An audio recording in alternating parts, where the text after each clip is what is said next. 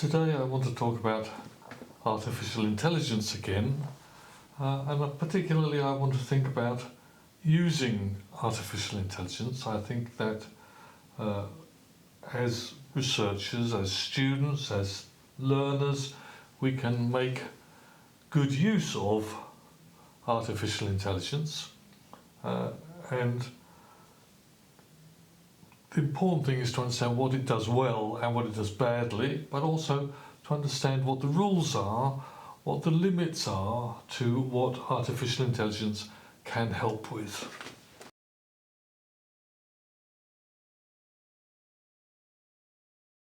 So I'm looking at this from the point of view of the author.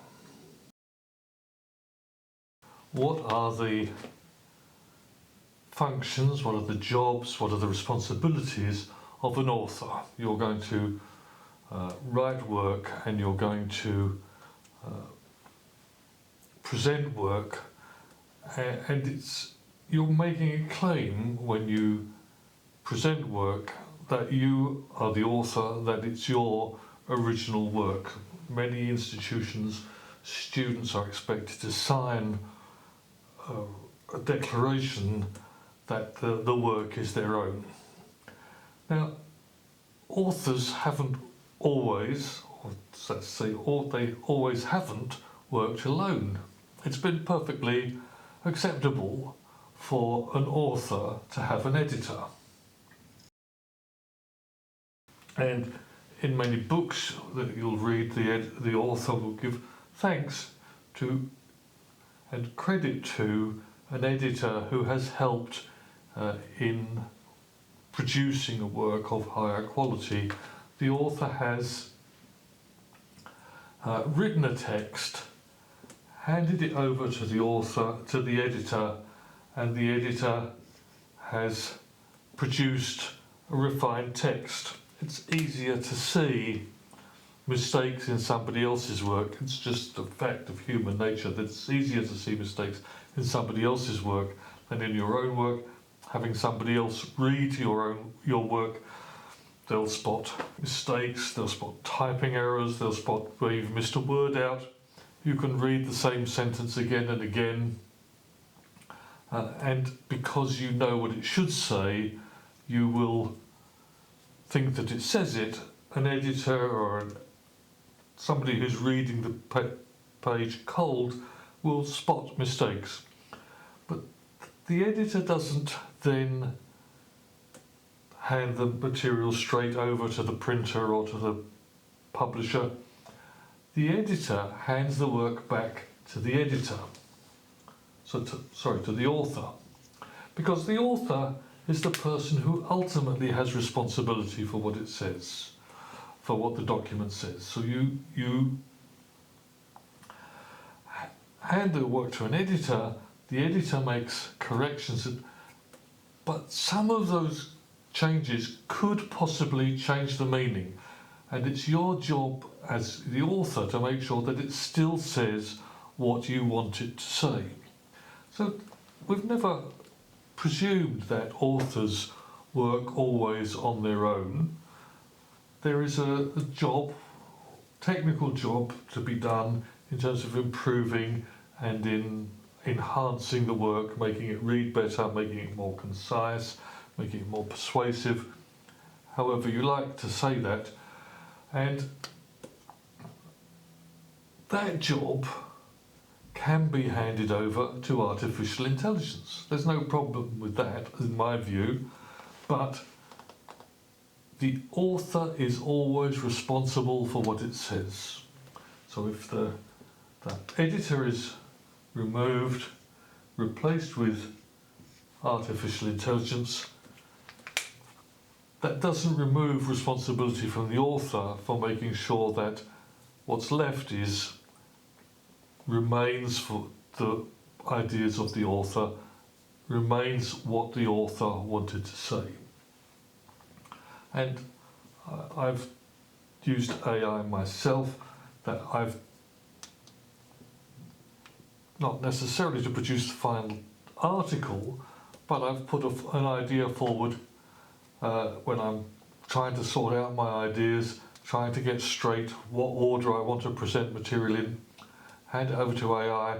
The AI can produce an order, and it will then become immediately clear to me that that's not what I wanted to say, and so I go back and I go round the circle again. Now, authors have always gone through a process of drafting material. Sometimes they will draft text, will hand it on to somebody else, and then respond to somebody else's comments on it. Sometimes they'll simply leave it in a drawer for a few days, come back and read it and rework it. And that process of writing is also useful in getting one's ideas straight, in making sure that one's said as clearly as one can what one wants to say. So artificial intelligence in that sense is perfectly legitimate in my view. We've always had tools that have, not always, but as long as we've had computers, we've had spell checkers, we've had grammar checkers, and they improve. Time was when a word spell checker would only find a word that was mistyped if it was mistyped in such a way as to make it not an ordinary word. If you'd simply put in the wrong spelling of there or to or whatever it was the word was, if the misspelling became an actual word, spell checkers would not pick that out. They've become better at spotting whether words are in the wrong place, reading for context.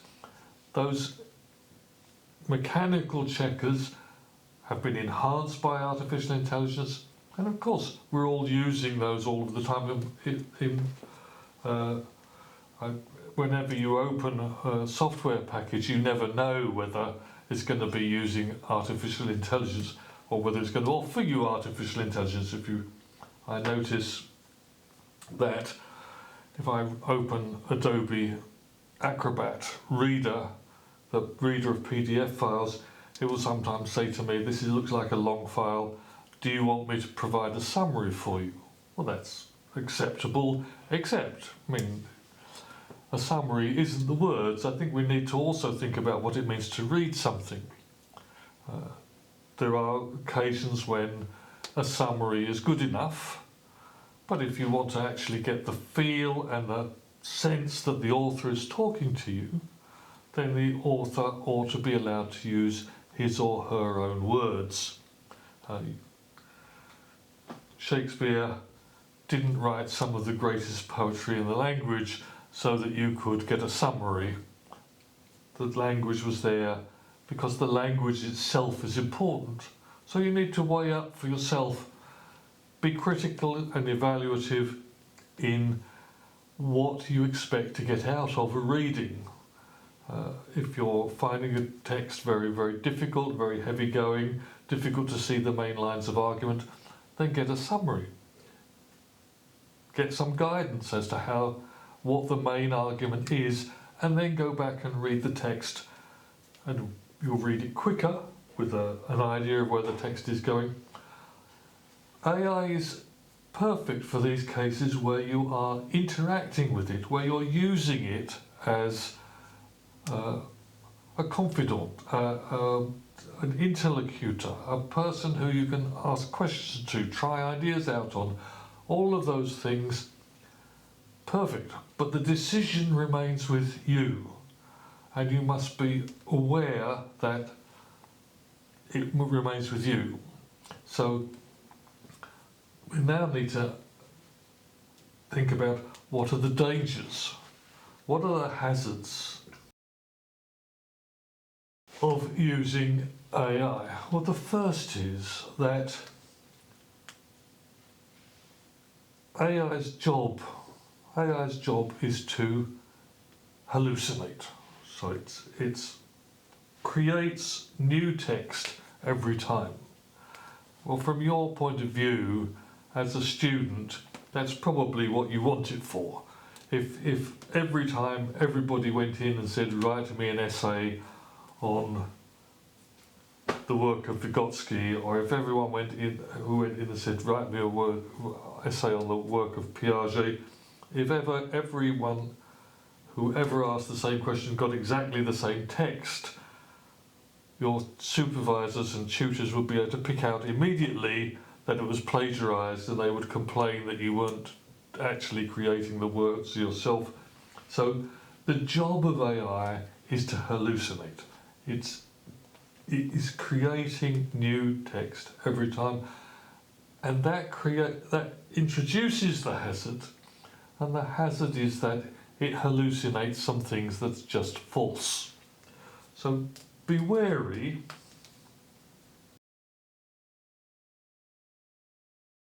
Be wary of hallucination, because since you've got the ultimate responsibility for the work that you're presenting, if an editor introduces an error, it's the author's responsibility. If AI introduces an error, it's the author's responsibility. So you can't just simply hand it over to AI and expect to get perfect results out the far end. The other thing is that, as I was trying to explain when I was looking at what happens inside AI, AI is really good at the sub-symbolic reasoning, but not so good at the symbolic reasoning.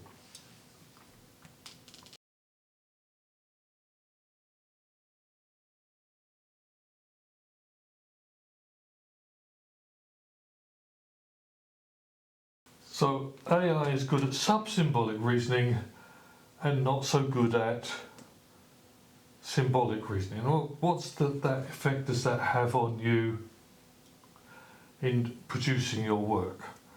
Well, AI is designed to produce text that sounds as though it's something anybody might have said. It's not so good at projecting original ideas, because if an original idea hasn't, by definition, never been had before, AI doesn't have a good model for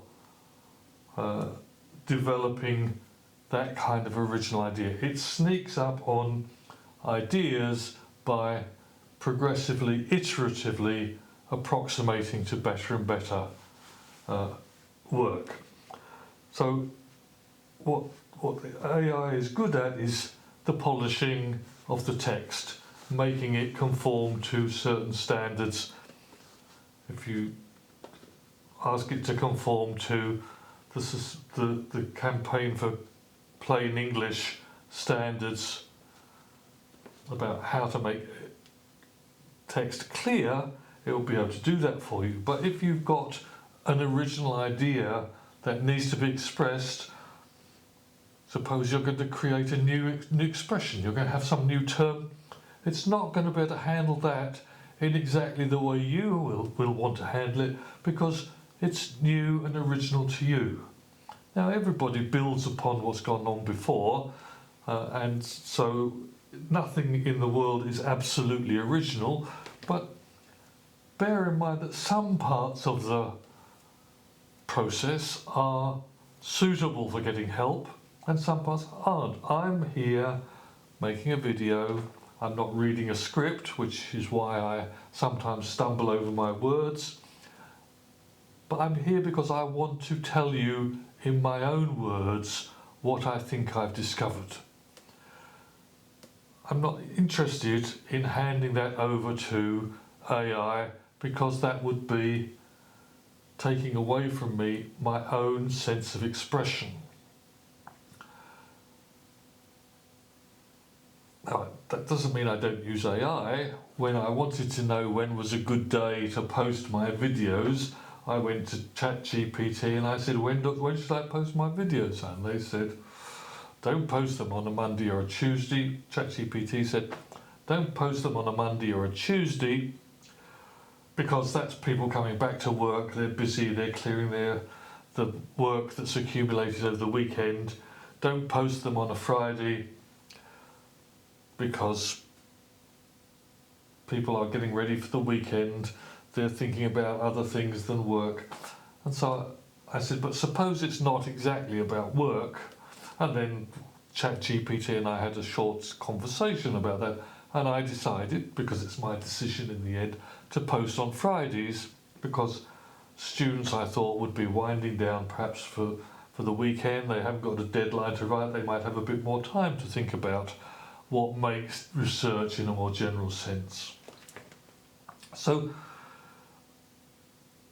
the whole question of whether AI is legitimate or not is tied into the idea of what it is to be an author. Now, what it is to be an author has not always been the same. We may be in a stage, about 400 years ago, the idea of the author in modern terms was born. Somebody around the period of time of Shakespeare, perhaps a little earlier, perhaps back as far as Chaucer, the author was becoming an individual.